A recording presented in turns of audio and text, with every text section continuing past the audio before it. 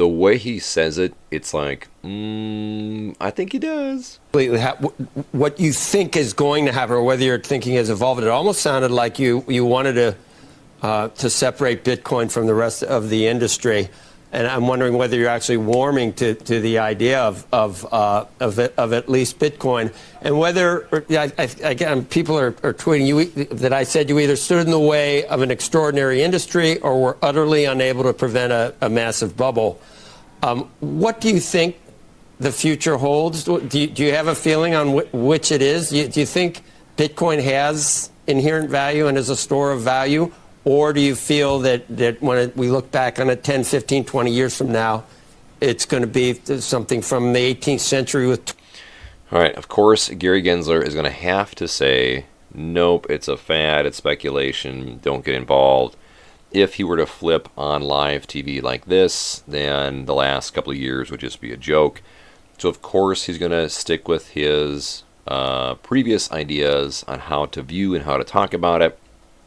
However, the further away he gets from the administration and from politics, I wonder if he starts to change his tune, because he was a professor who discussed and taught cryptocurrency in his previous role. So he's not someone that's unfamiliar with it, but I'm curious if maybe once he gets out of politics or the political realm, that he starts to kind of change his tune and starts to come out and say a few things. Tulips. Joe, it's hard to predict. I think I really do like you, because I know that you think I'm going to out you, think negatively on many of these altcoins. You, Joe, but right. in terms of Bitcoin, we at the SEC have never said it's a security. Well, I have not. What do you think? You taught at MIT, I think. Bitcoin's not a security. You got to have some kind of feeling. You've read the books, Bitcoin Standard. Yeah. Joe has brought up the Bitcoin Standard in so many interviews because it's such a good book. It's just read the first chapter or first few chapters and it'll click pretty quick. I think that Bitcoin is a highly speculative, volatile asset. But with 7 billion people around the globe, 7 billion people want to trade it, just like we do have gold for 10,000 years. We have Bitcoin. It might be something else in the future as well. Right. These other thousands of projects need to show their use case and show that they actually have fundamentals underlying them. I think it's fair. Very true.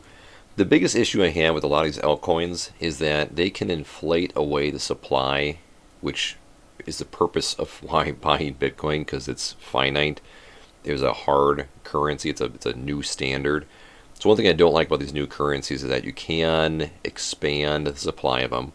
Then secondly, most, if not all, of the coins out there are backed by some larger company. And when you look at the way the SEC reviews what a security or what an investment is, it's probably, like Michael Saylor has said, a pretty good case to be made that most of these cryptocurrencies may be considered a security and should have more regulations around them. But knowing Bitcoin is really just a new form of currency for a digital age, and the SEC has kind of admitted to that, where there's not a company, there's not a country, there's not a bank, there's nobody backing it.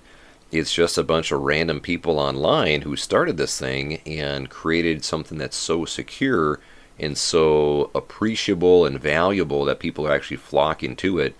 It's the thesis around Bitcoin is entirely different than a lot of these other altcoins that are out there. Or they won't persist, Joe. Oh my God, you own Bitcoin. That's where the public... That's why the public needs disclosure. That's what it's. You love it. You love it. You don't like those other coins. I've never owned any of these, and I've been consistent for 7 or 8 years. I've never owned any of these, referring to altcoins, maybe? On this. Well, now you can, because you won't be a SEC chair anymore. And now you can own Bitcoin, because you won't be there anymore. That's funny. That's interesting. Well, I hope you like this. Thank you so much for checking out the channel. Comment below what you think. Does Gary Gensler own any Bitcoin? I have a sneaking suspicion that he does, but let me know your thoughts on the comment section below. Thanks for watching. See you soon.